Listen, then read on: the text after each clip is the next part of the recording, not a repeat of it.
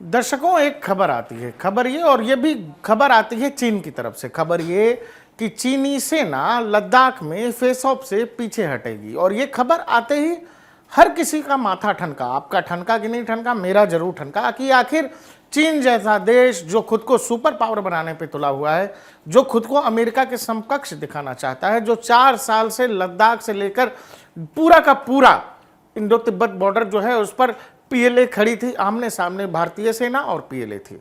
अचानक ये चीन इतना भला कैसे हो गया कि वो कह रहा है कि हम लद्दाख से पीछे जा रहे हैं?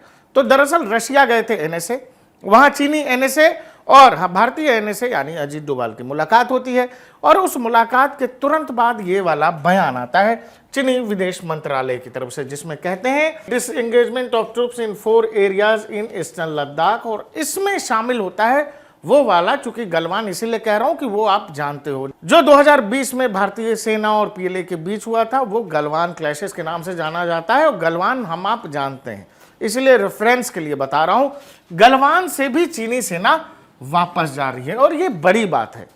पहले डोभाल मिलते हैं चीनी एनएसए से, उसके बाद ये बयान आता है, और उससे एक दिन पहले जयशंकर भी एक बयान देते हैं। कहां पर? जिनेवा में। जयशंकर एक बयान देते हैं जिसमें वो कहते हैं कि हमारा और चीन का व्यापार बराबरी का व्यापार नहीं है, ये घाटे का सौदा है, भारत इसमें पिछड़ रहा है, और गलवान के बाद हमारे चीन के संबंध वैसे नहीं रहे। जैसे ही ये बयान आता है, ग्लोबल टाइम्स चीन का जो मुखपत्र है वो बहुत एग्रेसिव एक लेख छपता है वहां पर भारत के खिलाफ, जयशंकर के बयान के खिलाफ। लेकिन कुछ ही देर के बाद अचानक ग्लोबल टाइम्स वो आर्टिकल हटा लेता है, और अगले दिन जयशंकर का बयान ये आता है जो चीनी विदेश मंत्रालय ने बताया। जयशंकर जिनेवा में बताते हैं कि 75% ऑफ दिस एंगेजमेंट, जो भारत और चाइना का फेस ऑफ था, वो 75% पीछे हट गया है।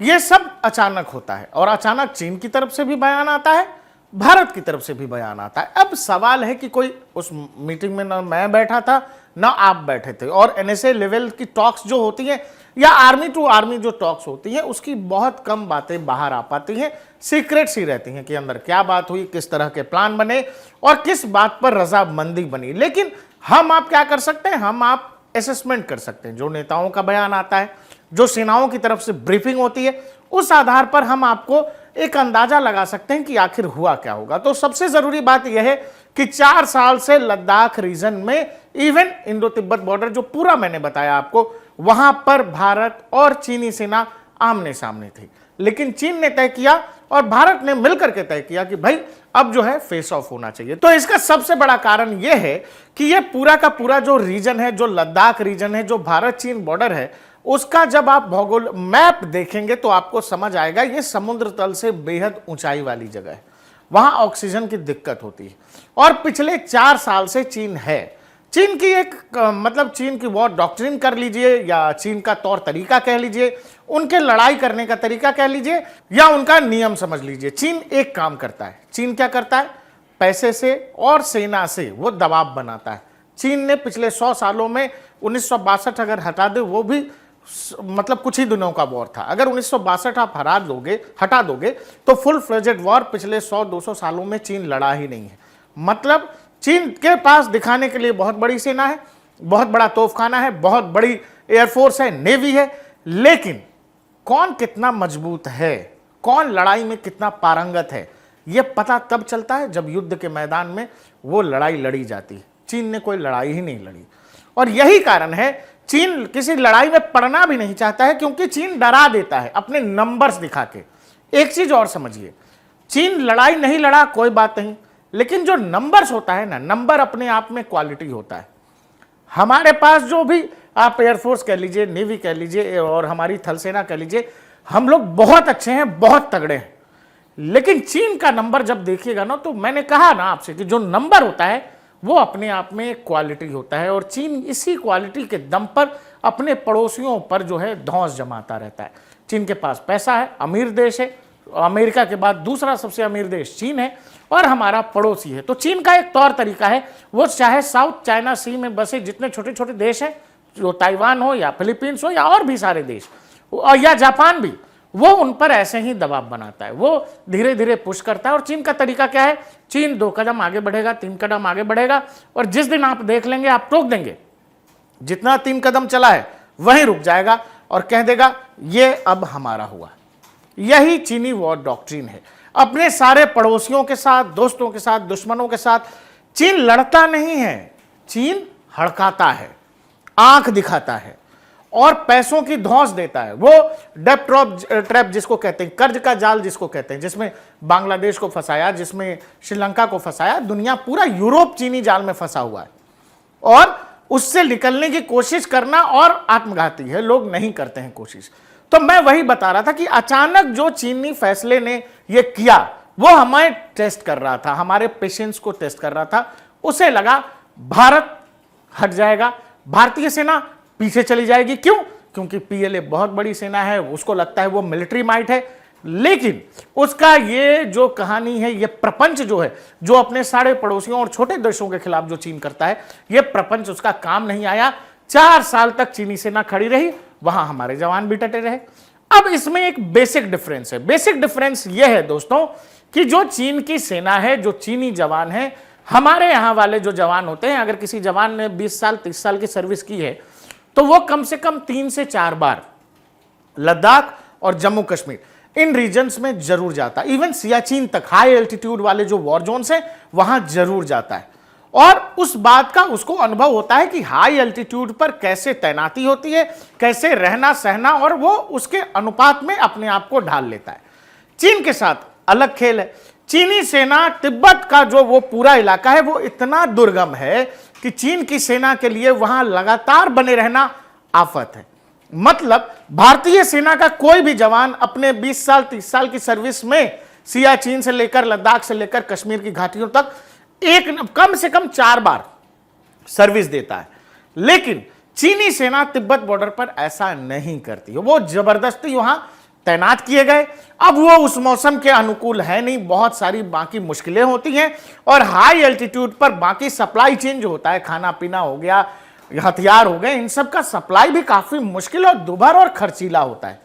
चीन हमें टेस्ट कर रहा था, जैसे वो छोटे छोटे देशों को करता है, वो चाहे श्रीलंका हो, बांग्लादेश हो, फिलीपींस हो, मलेशिया हो, सिंगापुर हो, साउथ चाइना सी में वो जो छोटे छोटे देश हैं जिनको साउथ ईस्ट एशिया कहते हो आप, जिसको हमने अभी अभी मोदी जी ने कहा है लुक ईस्ट पॉलिसी हम लोग कहते थे पहले, अब एक ईस्ट है। अभी अभी बुनोई गए थे प्रधानमंत्री, तो उसी का हिस्सा उन देशों को चीन ऐसे ही परेशान करता, लड़ता नहीं है, डराता है, धमकाता है।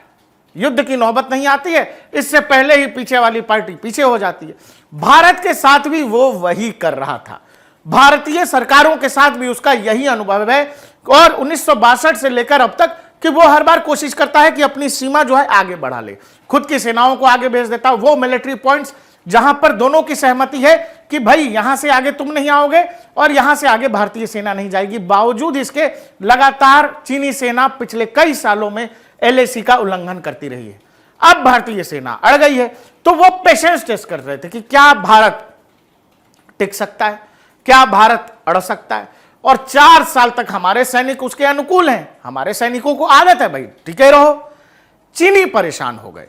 और एक और बड़ा कारण है, मैंने पहले भी वीडियो बनाया था, जो कुछ बांग्लादेश में हुआ, जो कुछ उसमें फिर सीआईए, अमेरिका का रोल, इवन यहां तक आ गया कि सीआईए ऐसा प्लान कर रही है कि बांग्लादेश के हिस्से और भारत के कुछ नॉर्थ ईस्ट के हिस्से को लेकर सीआईए का एक प्लान आया कि भाई एक क्रिश्चियन कंट्री को, इसको दोनों ही देशों ने, इसको चाइना भी थ्रेट मानता है अगर इस तरह की कोई चीज है तो चीन और भारत ने शायद ऐसा भी सोचा कि भाई हमारे आपके बीच जो भी विवाद हैं अभी हम इनको सुलझाते हैं, अभी हमारे लिए बाकी चीजें ज्यादा जरूरी हैं। और यही बात जो है वो डिसएंगेजमेंट हो गई लद्दाख रीजन में, इंडिया चाइना बॉर्डर पर दोनों ही सेनाएं आमने सामने 4 साल से। और चीन वो देश जो प्रेशर बनाता, दबाव बनाता, आपका पेशेंस चेक करता है और इतना बड़ा मिलिट्री माइट, नंबर मैंने बोला नंबर क्वालिटी होता है, बावजूद इसके चीन ने अनाउंस किया कि हम 4 लोकेशन से जो है हम अपने आप को पीछे ले जा रहे हैं, जिसमें कहा ईस्टर्न लद्दाख और गलवान वैली भी शामिल था।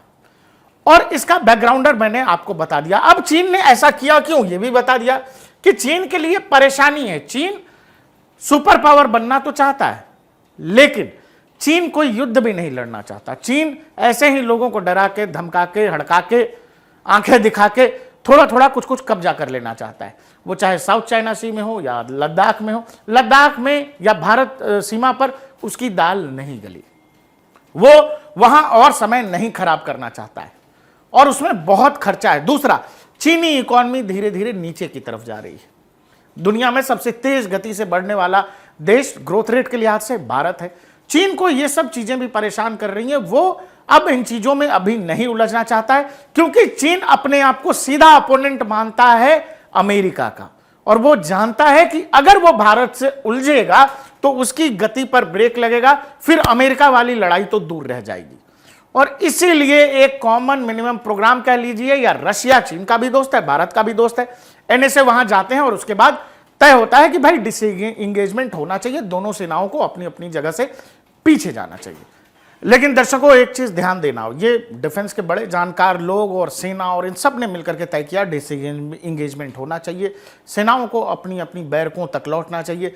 लेकिन दोस्त, एक कहानी है, वो ये, चीन पर कभी भरोसा नहीं करना है, क्योंकि इनकी वॉर डॉक्ट्रिन का हिस्सा है। वो ये कहते हैं कि जब दुश्मन जो है आराम से भरोसे में आ जाए, जब दुश्मन को अंदाजा भी ना हो कि ऐसा कुछ हो सकता है, और तभी उस पर हमला करो। यह चीनी डॉक्ट्रिन का हिस्सा है।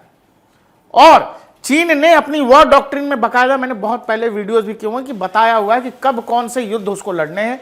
उसको 5 युद्ध लड़ने हैं, और इवन एक सबसे लास्ट वॉर उसको रशिया के खिलाफ, जो वॉर डॉक्ट्रिन में लिखा होगा, उसको एक वॉर रशिया से भी लड़ना है।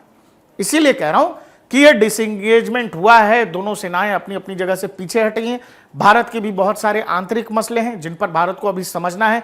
बांग्लादेश अस्थिर है, पाकिस्तान में जो कुछ हो रहा है वो देख रहे हो, यूएस चुनाव आ रहा है। इसीलिए मुझे लगता है कि यह सब कुछ देखते हुए भी शायद दोनों देशों ने तय किया है कि इसको हम लोग दोनों सेनाओं को आपस में पीछे हटाते हैं। इससे भारत चीन संबंधों में कोई सुधार तो नहीं होने जा रहा है, लेकिन यह जरूर है कि एक राहत की सांस दोनों ही देश ले सकते हैं कि फिलहाल जो भी विवाद हैं उनको एक तरह से ठंडे बस्ते में डाल दिया गया है।